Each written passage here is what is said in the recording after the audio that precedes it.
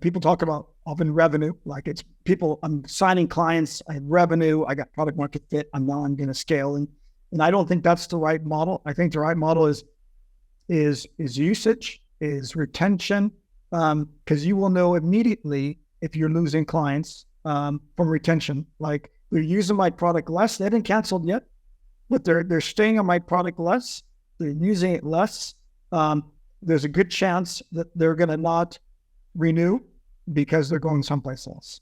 So companies that can look at those metrics on a day-to-day basis and manage their team, manage their BDRs, their sales guys, their inside sales, their agencies, not on revenue, but on keeping those metrics where they should be and looking at those metrics. Because sometimes they start failing before they start failing because they're waiting for the revenue numbers to come out, which could be, after the client stopped, and then 2 months later when the CFOs give them the reports, right? So, we're big on scaling new markets. So companies got that product market fit in their home markets. They need to understand what those metrics are, both just on how many leads convert to opportunities, and opportunities to deals, and what those teams look like, but also the use of metrics of their clients. Once they're signed on, how long does it take to sign on a client? What's that usage rate? Now let's apply that to a new market and let's try to replicate those usage rates. And let's make sure that we task everybody along the way with the right metrics. So we know if they do this and the client does that these numbers are going to hit. And Greg, I got a question. That's quite unique because most people, when they come to us, they don't have these numbers. They don't even have their own lead gen numbers. So it's really important to plan and have those numbers early on. Rick, correct me if I'm wrong, but are you really saying that companies will no longer be able to separate the revenue from customer success and net new revenue anymore, and they have to really look at it as one? Like, is that kind of what you're saying? Where like the cheapest revenue is going to be from your existing clients, and if you ignore that, you're just foolish? Well, no, I'm saying your existing clients need to grow. You of course, that's all the product-led growth stuff.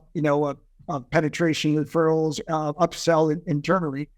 But if you see with your existing numbers, if the usage rate, you have Zoom,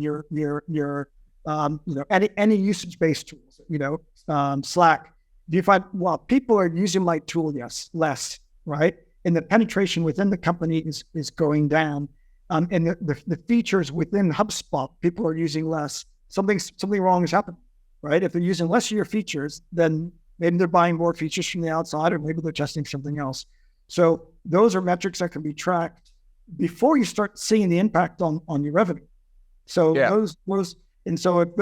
those usage numbers go down, something needs to be fixed because the revenue numbers will follow, both from existing clients and new clients coming on, because I think that's also predictive of how well you're going to sell. If your current clients are looking elsewhere, then new clients are also going to look. So basically, if your post-sale cycle is you're churning customers faster and faster and getting less engagement, if you ignore that and you continue to add new clients, you're going to run out of money and fail. And that companies need to pay attention to make sure that they're equally investing in keeping existing customers happy and growing as net new, and that makes sense to me. I'm just trying to recap what you're saying. Yeah, for sure. And that might mean you spend a little bit more in the product. The product has to be better than ever these days, right?